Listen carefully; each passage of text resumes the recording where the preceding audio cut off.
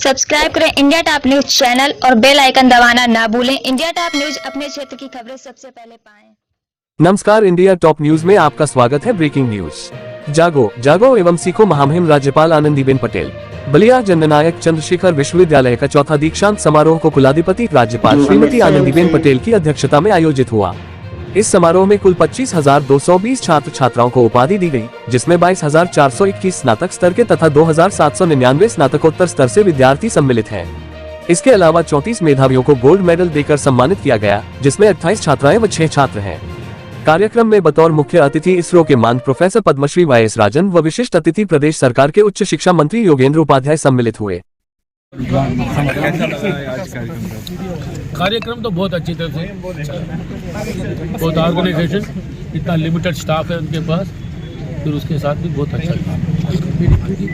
आपके द्वारा बच्चों को क्या टिप्स दिया जा सकता है, जो लड़के जो नौजवान हैं जो है ना वो उसमें दिया हुआ है, वो आराम से उसमें इतना संक्षिप्त में 1, 2, 3 में नहीं बोल सकता।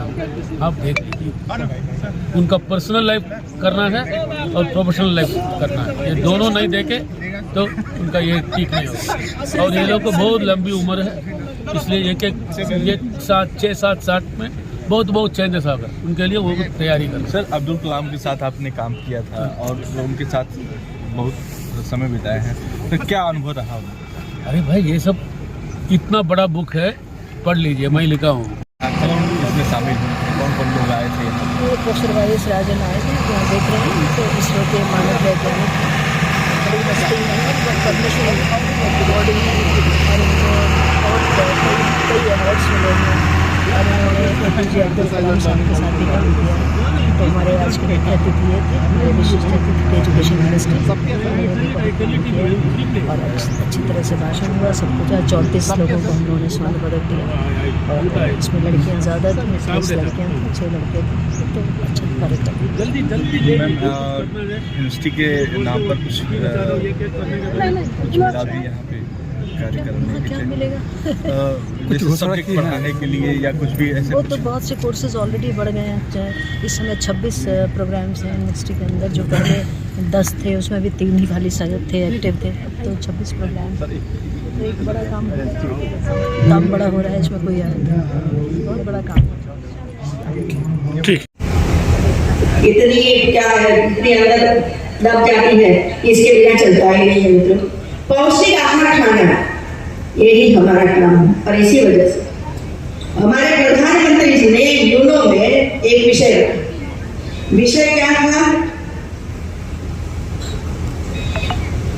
हम और हमारे पूर्वज जो खाते थे, शायद आपके घर में कोई बड़े लोग हो, दादा दादी हो, तो जरा पूछ लेना कि आप लोग क्या खाते थे, तो वो बताएंगे कि आप मोटा अनाज खाते थे, बाजरा खाते थे, मोटे अनाज बाजरा वगैरह वगैरह खाते थे। इसकी वजह से जो बीमारियां थी वो बीमारियां नहीं होती थी। और इसी वजह से पूरे विश्व में जब एक मीटिंग हुई, इसमें यूनो की मीटिंग हुई, इसमें प्रधानमंत्री श्री ने ये रखा कि 2023 की साल पूरा विश्व मिलेट ईयर के रूप में मनाया जाए। मिलेट वर्ष। महिला अध्यापक ये मिलकर ये मोटे अनाज में से क्या क्या व्यंजन बन सकते हैं वो बनाए और एक पूरा प्रदर्शन करें, और इसके साथ इसकी रेसिपी लिखे कि मैंने एक खिचड़ी कैसे बनाई, सब जितने व्यंजन बने ये सब का एक रेसिपी इसके साथ लिख कर दें। और बाकी कुलपति जी और अध्यापक सब एक एक चीज को चखें, स्वादिष्ट है कि क्या है सब। और जो रेसिपी लिखी हुई है ना, उसको बाइंडिंग करके एक छोटी सी बुक बना दे, जिसको चाहिए वो ले जाएगी। ये स्पर्धाएं होनी चाहिए इस चीजों की, और फिर धीरे धीरे करके ये चीजें घर में बने और हमारे बच्चे छोटी उम्र से खाए, इसका प्रयास करना चाहिए। आप बच्चों को पूछो क्या खाते हैं, तो ज्यादातर बच्चे वही बोलेंगे ना, आलू खाते हैं। बल शुरू से आलू खिलाया, मैगी खाते हैं, मैगी की सौगात की। अंतर्राष्ट्रीय योग दिवस की पहल तनाव दूर करने की भारत की देन है। भारतीय दवाओं ने दुनिया के विभिन्न हिस्सों में लोगों को नया जीवन दिया है। 2020 में जब कोरोना की शुरुआत हुई तब पूरे विश्व में वही चिंता थी कि भारत में 140 करोड़ लोग बसे हुए, क्या होगा ऐसा लोगों का। पर देखिए हमारे वैज्ञानिक, हमारे अनुसंधान करने वाले जो थे, वे लोगों ने मिलकर वैक्सीन बनाई। कोई देश इतनी छोटे समय में ऐसी वैक्सीन नहीं बना सकता है। वो भारत ने वैक्सीन बनाई और 80 से ज्यादा देशों में पहुंचाई और हमारे यहाँ 220 करोड़ डोज लोगों ने दिया। 220 करोड़ डोज। और इसी वजह से दुनिया आज कोरोना में लिप्त है। भारत शांति से जी रहा है, शांति से अपना काम कर रहा है। ये इसकी देन है, ये भारत की शोध की देन है। इन प्रभावी कदमों ने भारत का नाम रोशन किया है और इससे हर भारतीय को गर्व महसूस होता है। दुनिया को अब यह विश्वास होने लगा है कि भारत बहुत अच्छा कर सकता है तथा मानव जाति के कल्याण के लिए प्रत्येक क्षेत्र में अभूतपूर्व कार्य कर विश्व के सामने एक अनोखी मिसाल प्रस्तुत कर दी है। 18 नवंबर 2022 को पूरे देश के अंतरिक्ष क्षेत्र में, हमारे राजन जी हैं, अंतरिक्ष में क्या किया, अंतरिक्ष के क्षेत्र में एक नया इतिहास बनते हुए देखा। इस दिन भारत ने अपना पहला ऐसा रॉकेट अंतरिक्ष में भेजा था जिसे भारत के निजी क्षेत्र द्वारा डिजाइन और तैयार किया गया था। इस रॉकेट का नाम है विक्रम एस। विक्रम साराभाई के नाम से इसका नाम दिया गया, विक्रम एस। स्वदेशी स्पेस स्टार्टअप के इस पहले रॉकेट में जैसे ही श्री हरिकोटा से ऐतिहासिक उड़ान भरी, हर भारतीय का दिल गर्व से झूम उठा था। उसे देखो, आपका नहीं झूम उठा? रॉकेट बनाया आत्मनिर्भर भारत युवाओं ने बनाया और वो ऊपर गया। और आप लोगों को पता है G20 शिखर सम्मेलन, ये 20 देश ऐसे हैं दुनिया के, 20 देश, पूरे विश्व में जितने देश हैं ये सबकी संपत्ति टोटल करो, इसमें से 80% संपत्ति सिर्फ मात्र ये 20 देशों के पास है। इतने बड़े ये 20 देश हैं। 60 साल से हर साल शिखर सम्मेलन होता है, लेकिन कभी भारत की बारी नहीं आई। भारत में कभी G20 का शिखर सम्मेलन नहीं हुआ। नरेंद्र भाई ने अपना नाम और अपना काम और 140 करोड़ की जनता का सहयोग से बनाया है भारत को सर्वश्रेष्ठ देश बनाने का प्रयास किया है। और इसी वजह से इस 2023 इस साल का शिखर सम्मेलन भारत का नेतृत्व में होने वाला है। भारत की अध्यक्षता में शिखर सम्मेलन हो रहा है 60 साल के बाद। ये गौरव की बात है हमारे लिए। पूरे देश में हो रहा है। इसमें यूपी में 4 नगरों में होगा, आगरा, लखनऊ, ग्रेटर नोएडा एवं वाराणसी। यह बैठक मानवता के कल्याण के लिए वसुधैव कुटुंबकम यानी एक पृथ्वी, एक परिवार और एक भविष्य की थीम पर आधारित है। हमारे देश के पास कई ऐसे महत्वपूर्ण संदेश हैं जिसे हम इस मंच से प्रसारित किया जा सकता है। विश्वविद्यालय की कुलाधिपति होने के नाते मेरी अपेक्षा है कि पास के जनपद वाराणसी में आयोजित इस महा इवेंट में आपका विश्वविद्यालय भी सहभाग करे। अगर कुछ ऐसे मेधावी छात्र का चयन करें जो G20 बैठक में हिस्सा लेने वाले प्रतिनिधियों को संवाद स्थापित करने के लिए विदेशी भाषाओं का ज्ञान रखने के साथ साथ पर्यावरण को बेहतर बनाए जाने के संबंध में सरकार द्वारा उठाए गए प्रभावी कदम के बारे में उन्हें विस्तृत जानकारी दे सके। लेकिन भाषा का प्रॉब्लम है। जापान में से कोई लोग इधर आए तो जापानी भाषा बोलते हैं, हम हिंदी भाषा बोलते हैं, बोलते अंग्रेजी भाषा। तो ये सीखना पड़ेगा। और यूनिवर्सिटी में जहाँ जहाँ ये लैंग्वेज सिखाई जाती है वो भी स्टूडेंट्स को ढूंढ रही है सरकार। और वे जापानी भाषा जो हमारे स्टूडेंट सीखी होगी वो विद्यार्थी जापानीज लोगों की जो टीम आएगी, इसके सामने मान लो कि यूनिवर्सिटी के बारे में आपको बताना है, मैं बता सकती हूँ। तो ये भाषा भी सीखना पड़ेगा और ऐसे स्टूडेंट्स का चयन करना पड़ेगा जो ये काम कर सके। माँ को भी अच्छा लगता है कि पानी उबाला, इसमें डाल दिया, दे दिया, चलो खाओ। कोई मेहनत नहीं, क्या है इसमें मैगी का पता नहीं, और वो चाटते रहते हैं सब। और क्या है इसमें मुझे पता नहीं है। बीता वर्ष 2022 हम सभी के लिए कई मायनों में बहुत ही प्रेरक रहा है। 2022 की साल पास हो गई, 23 की साल की शुरुआत हुई, लेकिन भारत ने, हमारे युवाओं ने, हमारे वैज्ञानिकों ने, हमारे अध्यापकों ने इतने सारे काम किए हैं कि जिसकी वजह से भारत का नाम विश्व में आज ऊपर चला गया है, ऊपर है। एक दो बातें मैं आपको कहूँगी। इसमें आजादी के 75 वर्ष पूरे होने के मौके पर प्रधानमंत्री श्री ने पूरे भारत के युवाओं को, महिलाओं को कहा था कि 13 से 15 अगस्त 2022 के बीच चला हर घर तिरंगा। क्या कि अब तिरंगा बनाइए और इंडिया वगैरह वगैरह निकालिए, तिरंगा को प्यार करिए, तिरंगा के साथ सेल्फी करके और सेल्फी मुझे भेजिए। और ये सब दृश्य आप सबने देखा है कि कैसा वातावरण बन गया था भारत में। घर घर, हर गली, हर स्कूल में तिरंगा लेकर हमारे बच्चे घूमते रहते हैं। ये तिरंगा हमारा एक प्रतीक नहीं, लेकिन हमारा स्वाधीनता का प्रतीक है, स्वतंत्रता का प्रतीक है, उसको बचाए रखना है। इसी वजह से कार्यक्रम हुआ। और कितनी सेल्फी भेजी आपको पता है? 6 करोड़ लोगों ने सेल्फी भेजी, 6 करोड़ लोगों ने।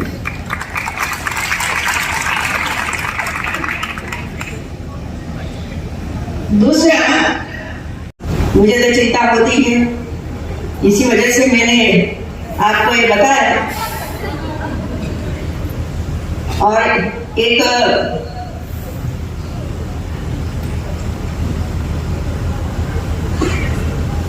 अभी ये विज्ञान की सदी है, विज्ञान की सदी है, अनुसंधान की सदी है। ये जो सदी है इसमें काफी कुछ करना है। और बताया हम लोगों ने अमृत महोत्सव, 100 साल भारत की आजादी का, ये पूरा दायित्व, जिम्मेवारी ये आप पर आने वाली है। क्योंकि हम लोग कभी लंबे समय रहने वाले नहीं है। आपके कंधे पर ये जिम्मेवारी है कि हमारे देश को कहाँ पहुंचाना है, क्या करना है, विश्व में हमारा स्थान कहाँ बनाना है। ये आने वाले समय में सोचना पड़ेगा, करना पड़ेगा, दिखाना पड़ेगा हम लोग। और इसी वजह से सबसे ज्यादा ध्यान यूनिवर्सिटी और कॉलेजों को अनुसंधान पर रखना चाहिए, शोध संस्थान। कई ऐसी समस्या देश में है जो समस्या का समाधान रिसर्च के माध्यम से हो सकता है। चाहे रिसर्च 1 महीने का भी हो सकता है, 6 महीने का भी हो सकता है, और 10-10 साल तक का भी हो सकता है। ये काम यूनिवर्सिटी के विद्यार्थी और हमारे कॉलेज के विद्यार्थी कर सकते हैं, अध्यापक करते हैं, और इसका लाभ समाज को होता है, किसानों को होता है, महिलाओं को होता है, और मरीजों को होता है। मैं ये घटना आपके सामने इसी वजह से रखती हूँ कि ऐसा नहीं कि सभी बीमारी में दवाई की आवश्यकता है। आपने रतन टाटा का नाम तो सुना है। उनकी एक बड़ी hospital research centre, Tata research centre, cancer research centre है बंबई में। वे लोगों ने ब्रेस्ट कैंसर पर योगा की इफेक्ट, पिछले 5 साल से वे लोग एक काम कर रहे थे। सिर्फ योगा के माध्यम से कैंसर मिटा सकते हैं, ब्रेस्ट कैंसर। और एक जो समय लगा, महिलाओं पर संशोधन करते रहे, सिखाते रहे। अलग अलग प्रकार के योग, योगासन, ये सब करते करते उन्होंने ये सिद्ध किया कि ब्रेस्ट कैंसर में योग सिद्ध है। योग से हम 3rd स्टेज पर कैंसर हो या 4th स्टेज पर कैंसर हो, हम मिटा सकते हैं। ये प्रयोग करके सिद्ध किया। और अमेरिका में अभी 1 साल पहले अमेरिका में कैंसर डॉक्टर जो कैंसर का काम करते हैं, रिसर्च करते हैं, पढ़ते हैं, ये सब लोगों का एक शिखर सम्मेलन हुआ अमेरिका में। और इसमें वो शोध ये लोगों ने जो की थी, ये पूरा उनके सामने रखा।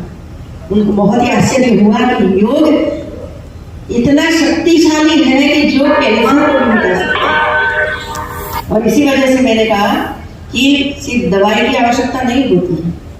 और हमारे राजन जी ने सही कहा, सेहत तो संभालो है, खाना पीना क्या, पीना तो ठीक है, आपको होता रहता है पीने का, लेकिन संकल्प कीजिए भाई, खाइए लेकिन पीजिए मत। मेरा तो ज्यादा है, ये नहीं होना चाहिए। तो ये सब पता है हम लोगों को, फिर भी चस्का है, चस्का। और वो ही हमारे सेहत की बर्बादी कर देता है। और इसके बाद बच्चे बड़े होते हैं तो वो काम करते रहते हैं। बंद कब होगा ये सब?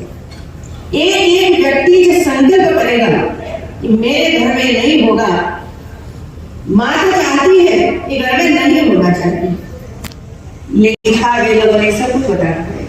हमारी परंपरा, हमारी संस्कृति, हमारा आचार विचार, हमारा कौटुंबिक भाव, ये सब उसको दिखाना पड़ेगा।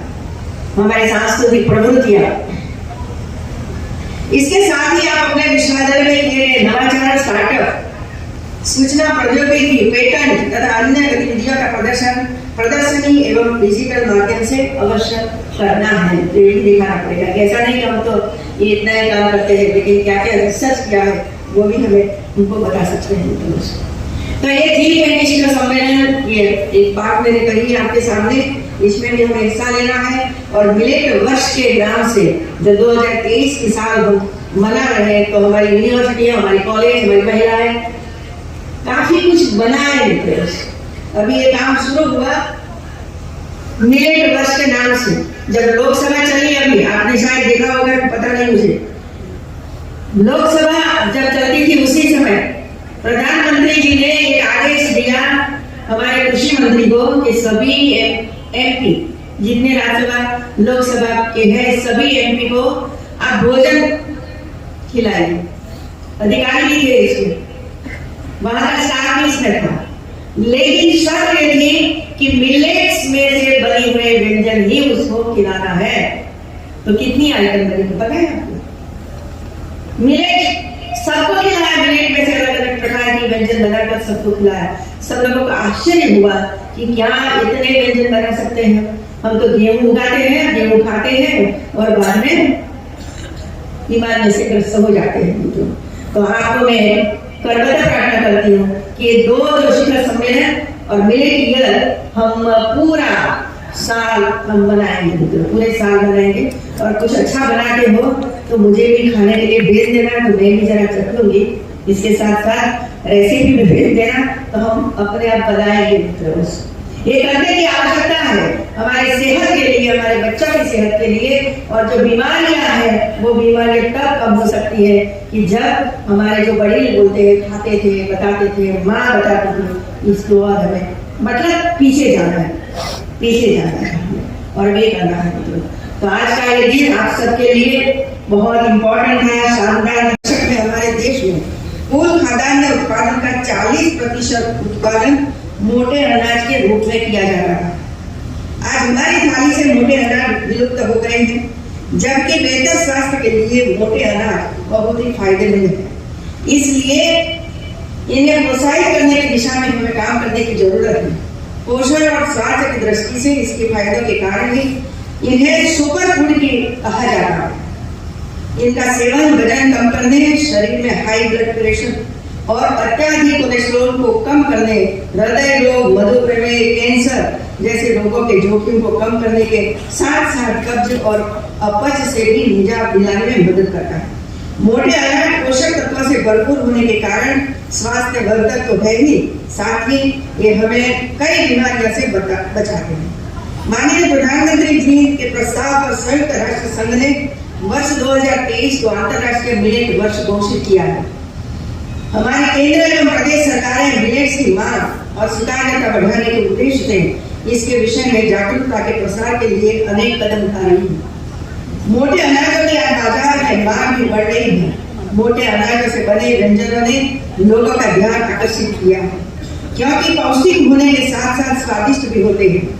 बाजरा से बनी खिचड़ी, रागी डोसा, ज्वार बाजरा की रोटी, चूरमा तथा मीठे व्यंजनों में बाजरा की खीर, बाजरा केक आदि हम बना सकते हैं। और मैं कुलपति जी और हमारी ये बेटी है ना, गवर्नमेंट वालों चले जाएंगे, लेकिन यूनिवर्सिटी में मैं ये चाहती हूँ कि बेंगलोर के प्रोफेसर पद्मश्री प्रोफेसर वाई.एस. राजन, विशिष्ट अतिथि एवं प्रदेश के माननीय उच्च शिक्षा मंत्री श्री योगेंद्र उपाध्याय जी, विश्वविद्यालय के कुलपति प्रोफेसर कल्पना पांडे जी, विश्वविद्यालय के कार्य परिषद एवं विद्या परिषद के सम्मानित सदस्यगण, कुल सचिव श्री एस.एल. पाल जी, आमंत्रित गणमान्य अतिथिगण, समस्त छात्र एवं छात्राओं, स्कूल से आए हुए छोटे प्यारे बच्चे, देवी और सज्जन, आज के दीक्षांत समारोह में मुख्य अतिथि के रूप में उपस्थित भारतीय अंतरिक्ष अनुसंधान बेंगलोर के प्रोफेसर पद्मश्री प्रोफेसर वाई.एस. राजन जी का मैं बलिया की पावन धरती पर स्वागत व अभिनंदन करती हूँ।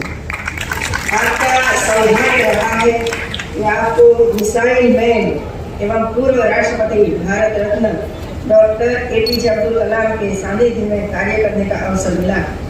आप विज्ञान तकनीक एवं नवाचार के प्रबंधन में, संस्थागत निर्माण, पर्यावरण तकनीक तथा प्राकृतिक संसाधन के प्रबंधन में विशिष्टता के लिए प्रसिद्ध है। मुझे विश्वास है कि आपका सारगर्भित उद्बोधन हमारे युवाओं के लिए प्रेरणा का स्रोत बना रहेगा। बलिया जनपद का गौरवशाली इतिहास रहा है। यह महर्षि वाल्मीकि, भृगु ऋषि, दुर्वासा ऋषि, परशुराम ऋषि और जमदाग्नि ऋषि जैसे संतों की धरती, शहीद मंगल पांडे एवं चित्तू पांडे जैसे अनेक स्वतंत्रता नायकों को जन्म देने वाली इस धरती को मैं नमन करती हूँ। यह विश्वविद्यालय पूर्व प्रधानमंत्री श्री चंद्रशेखर जी के नाम पर स्थापित है। आज के अवसर पर मैं उनका पुण्य स्मरण कर उन्हें श्रद्धांजलि अर्पित करती हूँ।